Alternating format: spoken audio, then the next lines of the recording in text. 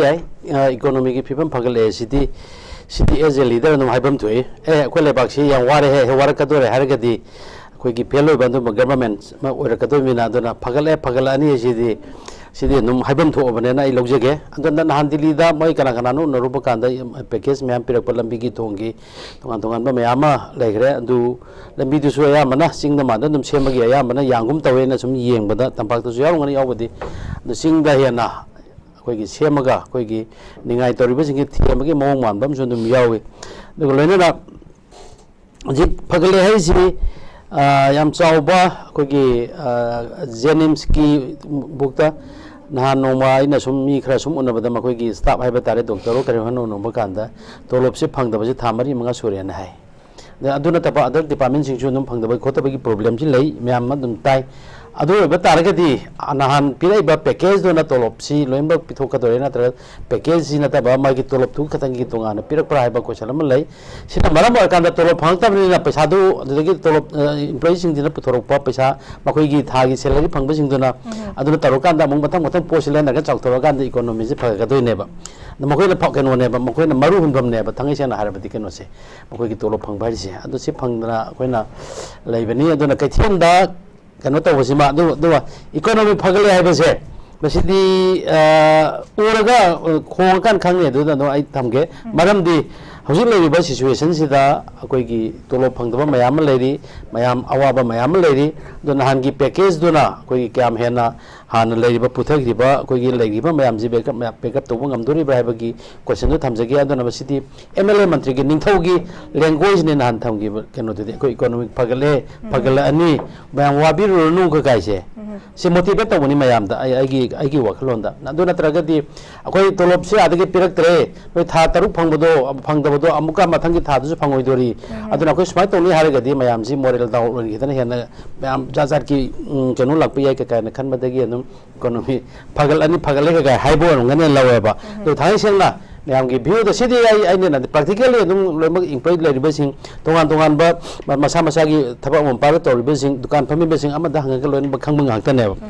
aduna basima phagale hai basima adum moi gi haja jano do mayam gi public ki oina di hoji ki economy se kham theng wai hai base sigi da wafam sida dum ai thajai nai thamjage aduna ni sai kano na surba na hai gi bedo kaithien da ngasi bokta ngasi khage wanati haji mamang gi chahi dagi hauna akoi gi kaithien da shopkeeper ba mayam si loina ba makoi downsizing torokan da dukan da phama maga koi tek torokan da masagi senthok khara laina ba torom sing ji dukan do pot select ba dukan si sum diu ta sala kona maram orakan da shopkeeper mayam ga si mathang lokthok tana yamna pikna mapu no ina phamna ba ne ba si dukan si bazar gi maroina koi gi main market ta lei ba mafam sing che thoidona phiron phaja ba showroom mayam lei showroom da yali ba posi lupa saman sani ne lei ba ya ba na ti more than lising gi mathak ta ngak to any akoi gi naharo na pamnari ba ahlon na pamnari ba makan gi dukan sing si da phiron kangde ama kangde khobo kangde lei ba sing si da sima thangura kan da mu nupi kai thelom da la kan da jik lei ri si nupi gi jik ti sakau ma tam ni na akoi gi sakau ba gi phiron si mayam tongan ba makan gi yolam ba yai yolam ba si makalani suna thongna yeng ba ya bran khali maram di hana sigi product si khodai khangde ama khangde puthom ba akoi gi jik ti laibak thiba dagi relief camp le ba mayam si na makoi na thabak subam nomum lai tabani si puthorok ta bagi maram na oirkan da market pot khra marang kai na phang mazu yai adu dagi hena amana nasagi tongan ba pose yam tang na zuel manipur gi sai na sumi yang ba pose MRF na tabani na koi gi wangai phi ga na haiba tongan ba rani phi ga na hariba phigi oigara ndogi makoi gi thambale ko oigara ama khangdi yolbe singji any whatever apam ba rate yon ba se simasu koi gi economic si phagali ra patra bra hai bagi ke normal le dona masik sitri si di thangai seng na ai gi ke no da ai gi wakalon da sakau bagi ona sitaba ma adugi masagi economy si down torokona sitaba ma ani ne ba lai ri se down torok si di irang si tau gi badagi subom nomom le da ba economy fellow se lakpa ai koi gi पैसा तानगदा बसी पैसा तारक्तबा लानमी ओइना लेखिबा मयामगी अदुगुमबा इरांग सिना मरम ओरकना मयम थादोगा लेखिबा सिना मरम ओरकांदा सिना पैसा लेतबना मरम ओरकांदा कोगी पोसेसी लेदबा अमा लेबा ngамदबा अमा देगी अमना बाजार दा योलिबा नुपी अंगांगी पोट सिदा खतन Khanna रकांदा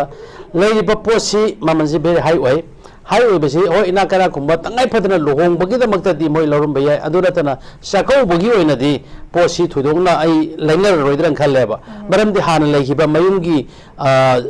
lohong bada ulopa ka do basing duna adum chatpada adum thudongna kairo dran khalli adu kisu matakta leiriba sentiment haiba tare ko mamangi jahidi mayam sakau roisena declare tawdana sakau dribani sakau da basi adu hadaki di tongan banan koi gi ima mayam pulakanda amasu hai ga adum sakau biu sakau budi sauna lobinu ake mau tawbinu competition tawbinu haiba am leigre adu batare di competition hana di sakau basi ekano competition ni ko gi dress da sana da lupa da gari da luxury da saba thapu gi thado khar kanda aduna hojik lai sidi sentiment amaleba emotional amaleba leiriba crisis asida mayam jingsi kena mauna chala kanda anoba phijong ga sela chala kanda mayam na kari haraka da ke kaina khanbna maram oi kanda masi legam da basu yai ani thona yeng kanda paisa pai da bagi amaga aduga ngasai gi sigum basida masina maram oi kanda emotion sina natraga koi leiriba situation sina maram oi kanda koi learning da bagi polama masu oiramba ya haina ai khanjai aduna si khatana te lakadori se hajik economy gi koina haidabagi thabak sidi yam haidare se minister gi nabudi phagalani hai hojik chakau bo mamam lakpa sida koi gi nga farm toriba kangbu jingsi nga farm toriba kangbu ma koi di plan ne ba sahi handa ki thadara mathang gi chakau basida ini gi nga ji pa si silakanda ai gi andu leini anda leini natraga ai keno tawni kana plan tawjaba se sigi nga farm si nga koina khangi dung nga mela tawrine ba nga mon kya puthoga mela tawduna tawrini masi puthorok mayam si loina bak se kidra seloidra natraga makoini yondroba amount si makoina lupa kun yoning badu masi seloidor ni trangwa da handar ka yolakadori ba andu itara di farm tawriba kamu bukta loina bak mangi ne ba masi gi effect si kaino da ko gi economy down tarupa ko gi paisa marang kana thorok taba paisa lakham leitaba government gi employees sing tolop pirataba thangai sen government gi employees sing da pir ba tolop sing mani season ba hadorok padu ne ba mayam na public na woga tawri sidi aduna masina yamna chauba marama ma oi haina ai thamjage aduna hojik leriba economy gi crop se masidi dukan loan bagi thabak sidi mamangi sahi dagi adum lolabani ko hojik adum yengbiyo bazar da salga anira ahum lakta hanma koi gi pung taramatui baro amaga kana koi gi peak hour sidang tang yengbiyo ba dukan jingsi loina bak ayamana kanamta sangdabani adum khara adum salaga adum leibani thangai sengna magi purpose amakaki ceremony gi purpose amakaki mana tangai phadaba aki ke kolik kumaleba adugi tungan phiron kumaleba masa masu leba sinatana aso showroom gum kai do sidi ya mana sitre adura ninga sai kogi churbalana thamgi bedo kyam sili nawadi ai lak aduk sili lising aduk sili na hainira bedo hojikti nasi gi khulang kha kaubra na hangnei haise masidi khulang kha kaubra na hangna basidi anob natre mamangi sahidagi irang jina tapthara pa chahi phagalak pa thamga druk surok padagi adum lai raiba pham duma ai thamjage aduna economy phagale ana koi economy chief minister na haibiri si hoi magi achoba thajaba ma makoina koi gi india lega ka interest lebanina madugi thajaba ma leirambadi ya andubu hojik leiriba nahan tholpagi matung dagina hojik leiriba condition sidadi koi gi economy si thoidona phatte economy si awaba ma oiri sina maram orkanda manipur si tungi future da kamaina oigadagi haibase kari lakadagi haibase masigi akiba dum le haibadum ai ahan round game thamjege jige oja hujiki wafam sida koi gi handaki ada center leader sing unakiba asida phongdu omgisi maroina kano se khoi gi chief minister na pukhat pasi development gi project ni haba tai moi gi project amagi makhada suni khoi gi idp gi yum khoi lising teret sara kanda lehna ba ka haibe port sing se leiri to buta usida dum mayamna pamam gada basidi hana gi masa gi yum duda hanjil halakanda mayum do da sabira kanda pham chana handan ba sidum pamam gani na khali loina matang swai sai da koina conflict se thokpa horopodagi senbet lon si sokchilakpagi achoba madam mayam am se koina leire aduna matang sida swai gi matang ki da koina pukhat emphasis se koi development work ta hena pi da kana pukhat pe matang hai tare swai area se hen naindaram da bagi matang si koi gi chief minister na irang sinem thare habagi indication amoina utpane na lawaya dura kamai thampi yuja churba irang yamthabagi di thudokwa kanon tawba mande sum ngasai gi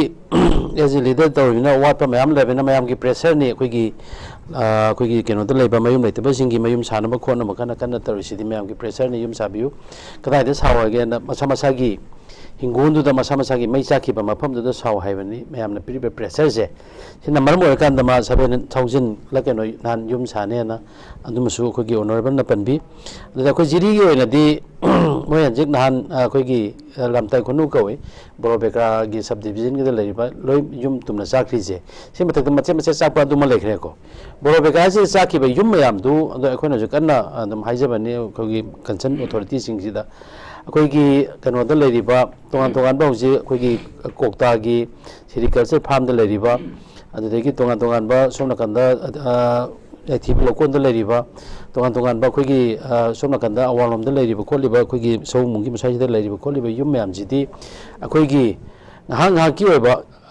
अखोई लेरकांदा परेंग साना लोमक समजनरगा साबा युमने अदुना मसिगी yum साबगी सिगिदमक्तदी Koyna कन हाजरिसी मई चाखिबा बोरोबेक्रागिदी मई चाखिबा मफमसिंगदो अदुदा चावगरा picker होरिबल मखोइना पिरकपा कोनगदबा पैसादो अदुना दम साबियु हाइबा कोइना हारिसे अदुना ततागदी थोइदोंना कोइना खोगी जोचानपुगी मिसिंगजु सि पुखलागा हप्ता कांजे बंगदा थंबा अदुगे तोंगान मफम अमा होंगु तौबैसे मदुदे कोइ settle तौबा नते ने लौगेबा अदुना आदा प्रेशर पिबिरुगा युम कै सानबगी सेंक्शन लौबिरैसे सि फरे तौबदबु युम सारमदाइदा मसागी युम सारेना खोगी युम सारेना इंथोगा मखोइदा लेहनगिरा दुना लोशन बनतबिदा मसा मसागी युम लेरकांदा मसा मसागी हिंगोंदुदा मसा मसागी पोंगना फमदुदा थाजलकाना मखोजी इंगतमना लेहन बदुने जि प्रजाना पामिबा मियामना पामिबा खुदेमंगना पामिसे मसिंग अमदबा तारगदी ngसागी युम सादोरिबा कनोसी तोइदोना बेलु तारो हाइजबनेदा सिमा ने आइना तमजरिसे कोगी याम सातना हागिबतु याम चुमबनी कोगी समगा सागतपगी सिदी यामना होय अयामना लंबी थोंदी अदुम याद्रे लंबी थोंसी यामना कोगी पीएमजेएसवाई करी करीनोना लंबी सी यामना हाई स्टैंडर्ड द सेमबा याबगी प्रोजेक्ट मयाम सही अमनी फना यामनी तौरिसे मखोगी लंबी सी सेम कांदा मखोई सी सही क्या गिनो मेंटेनेंस फो मोय पैसा जी यावना लोइनबक पिरकपने यामना सिस्टमेटिक ओना तौबने अदु हाइबा लंबी सी थागिबगा अदुम काइरे हजिकसे अयामना मसी इसिंगनानि हारप याय नेचुरल क्लाइमेट ननि हारप याय सिगुम्बा डेवलपमेंट गी सिदी मपुंग फाबा डेवलपमेंट सिमा अखोगी तुंग कोइगदा बा हाइबा तारे को तुंग कोइ कोइ दिंग हांगा की कनो पाउडर तैबा अखोगी हेमानी थाबगी दिदम याबा दुम ओइबा अदुमा सिमा नतबेदा सि मियामना पामिसिदी लंबी सेमगसु सही 10 अमा कुल अमा काइदना दुम सेमबा याबा अदुदगी ngसाई यामना थंगिबदो कोइगी कंगलापान मसाई सिदी कनानो बीआईपीएम लाक्तोरेदी मसाई सिदी रंग ते कोला से ताइ त नालेबा दु मसाई खक्सिदम कोइ फजान बनताबा अखोगी अंदुम इंडियागी बीजेपी न जुम लाउरी अतैना जुम लाउरीबा खुंगंग जाखुतना अखोगी कनो जाखुलोयना अदो बतारगदी खुंगंग हाना जाखुपिरो खुंगंग लंबी थोंसिसु सब माना नंग से कंगलापाता सेमिबा लंबी अदुगी बीओसी लाइन दे सेमिबा लंबी पजामनुंग दे सेमिबा सिमाना तौदना लोइना बक्से मसिमा सेम्बिरकांदा अखोगी खुंगंग दजु सेम्बिरकांदा मानहन थमगदी सोदनमकी चाखुपदु ओइनेबा दुना स्वाय तौदना मीना डेवलपमेंट जी याम तौय हारकांदा तौ थोरकपदन फजदबसिदी मसिदी अखोय खजितंग एजे कनो अमो न तहोनिंगदी अंदोना तौ थोरकप थबकांदा खततंग फुट 10 सांगदबदु फुट 5 खतंग 3 खतंग याम फजन मफम साना मफम फजन थनमबदो मदुनि हजिक दरका लाइजे अदुना कोई डेवलपमेंट मतंग सिमा का तौजगरे अदुगे युम साबगी मतंग सिमा दुम लेग्रे सिना तब तोंगा तोंगान बा कोइगी कनोजिंग जिदा पीनी पैसा मखोइगी कनोजिंग द लेरिबा कोइगी रिलीफ कैम्प द लेरिबा सिंगसि मसागी पैसा पीनी खोने हाइबसिसु मसिसु नावाइसि मखोइदी पैसा सि पीदरदि सानिंगा लेत्रबनि खलरदि सेंग साक्षि बुकसे पिरक्तरगदि मखोइ कमाय तौदन हिंगदन हाइबे क्वेश्चन अमा लेयबा अदुना एक्सपेंडिचर सि गवर्नमेंट के सेलिनि गवर्नमेंट डेवलपमेंट के सेलिनि होय इंडिया गवर्नमेंट के थारंबे या थारंबे या अदु जो अदुम ओइजसनु कछु काइदि अदुबो मखोइना सरिसिदा मखोइगी सेंग चाक पिरिङै मखोइगी क्रॉस करगा पिरिङै मतमसिदा मखोइसे मखैगी मसा मसागी मफमदुदा हंजल हलकांदा अथुबदा सही 10 सही 5 लेरगदि पैसाजे मी ममदा फैमिली ममदा चतुरिसी कोई एक्सपेंडिचर मयाम ने अदुसु मतक मखोइदा मेंटली सी हरासमेंट होइदोइसे अदो बतारगदि केनोसि पीबे याद्रा हाइबनि याम थुना सेटल तहोलकांदा सेटल तौनबगी पोरम से हजू फाव यादबदन ओइएबा जिक्से खोइना सुम उजबदा नान चलुरे मै एमएलए मिनिस्टर मयाम चलुरे मदु हजे मुक तोंगान तोंगान बा फिबम धाइना रइसी अमसी लेबा की इशू की चपनते मकोगी बीजेपी गवर्नमेंट मसेन उनरकांदा मकोगी ओइबा पार्टी की ओइबा अदुगुमनबा मीटिंग नि काय हाइना बजु दुम याविको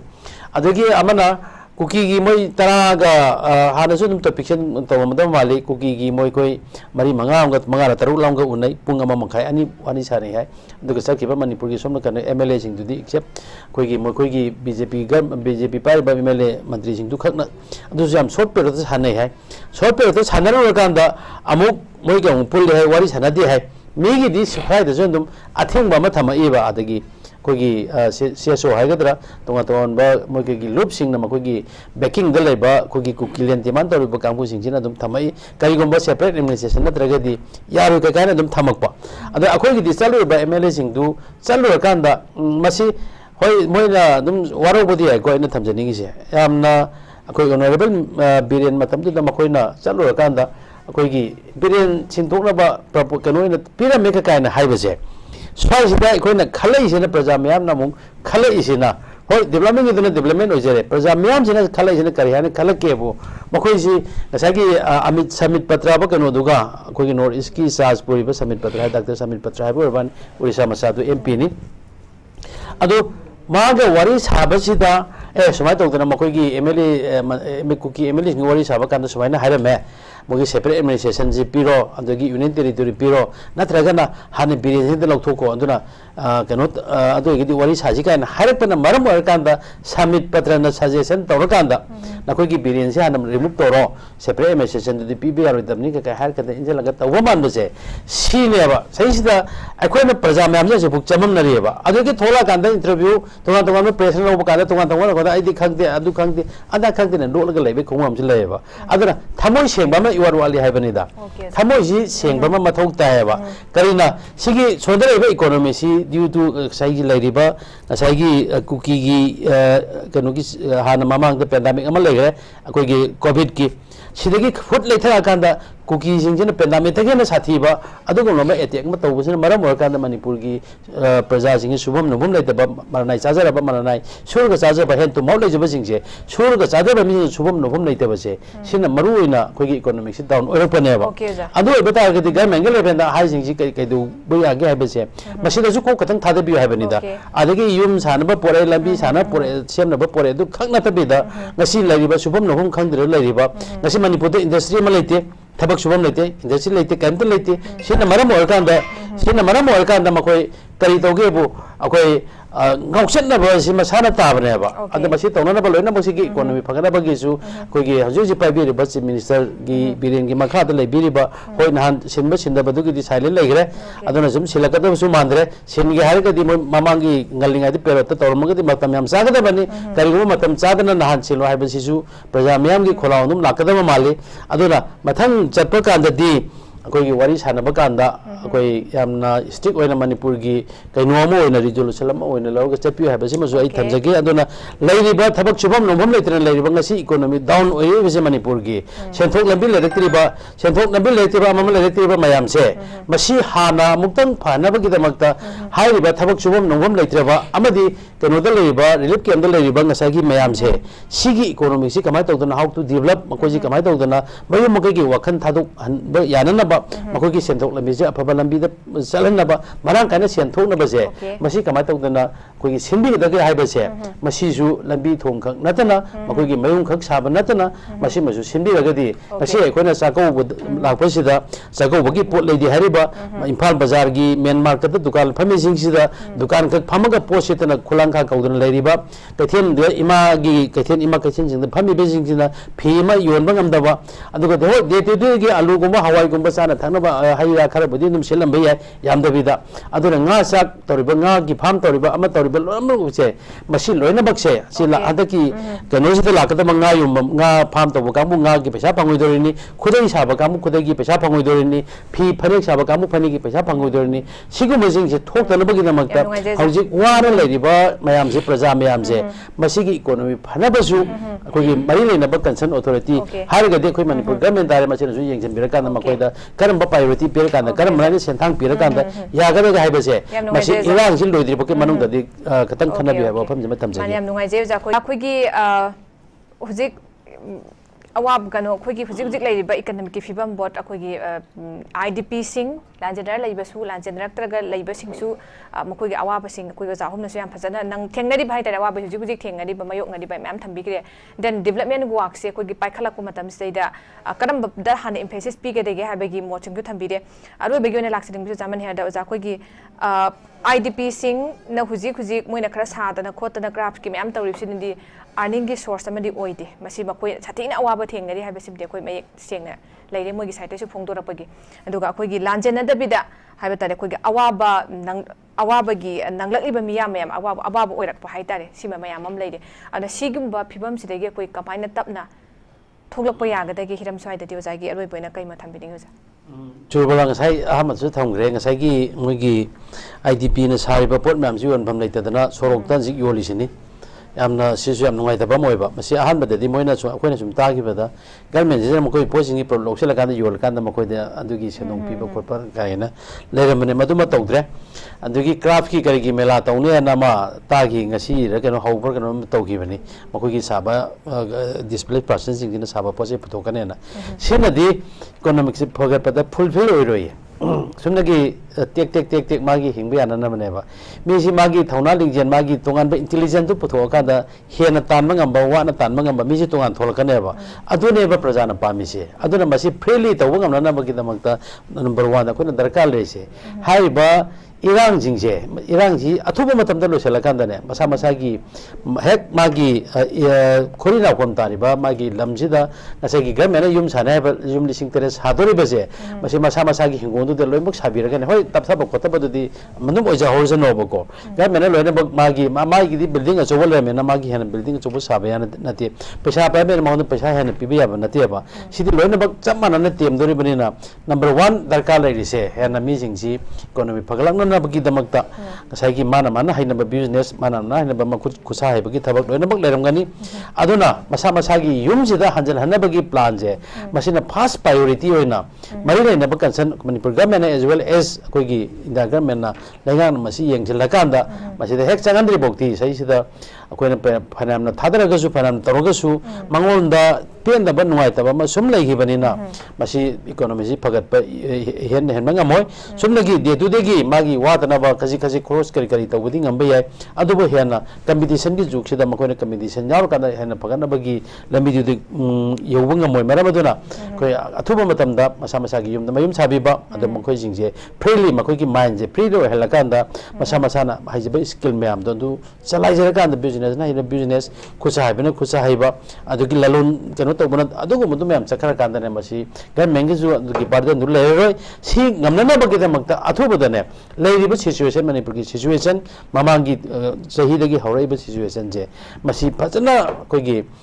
pawdam bangamba फजन तौरकान मसी इरांग लोशन बजे इंडिया गवर्नमेंट लोशन दोरा मणिपुर गवर्नमेंट लोशन दोरा मखोने लोशन दगन कना लोशन लुगु कगाइजे मसी खनबगी मतम दु यौरेबा अदम इंडिया गवर्नमेंट लोशन मंगमद्रबा मणिपुर गवर्नमेंट लोशन मंगमद्रगसु कोई पब्लिक सिंगसिना कोई जेनोसाइड वगैरह अमो वगैरह कोई तुमसु तुम नजरगे कोई लोशन लोरगसु मो इंडिया गवर्नमेंट मणिपुर गवर्नमेंट सारिन तौबिरोबा दो गदी लाइबक येंगनबा यायबा हेक लेंगु दना दम फाजन पुजनबगी खुमा म लेबेसे सिना सुम अफा अपन जु लेबा अदुग लिंगजेन मानदबसी लिंगजेन मानदरबा सुम अमसी अमदब lobby amadan lobby tarukanda leiriba khoi masam maitai community indigenous community marapok da hauji si tonga tongan ba lobby da khoi masam mokda politics tauna pagi masa amasum uba or eba jikse aduna wabagi di kham thenge wabagi di kham thenge di ngasai lan kaptore ne thole ba lan kaptore leibe mayam ji ki su mokoi di sa da thakte ya da banina makoi gi donation hagadra demand hagadra sigi awaba mayam ji leire aduna masi loina bakse athu badalo sanja haiba tar gi di first priority je irang ji lo sanba aduga ngasai gi displaced person jingse masa masa gi mayum da settle to wal yanana bagi plan je masi athu bada tawraga di thoi yam thuna ko economic si growth tor kana haibaduna ina tamjage do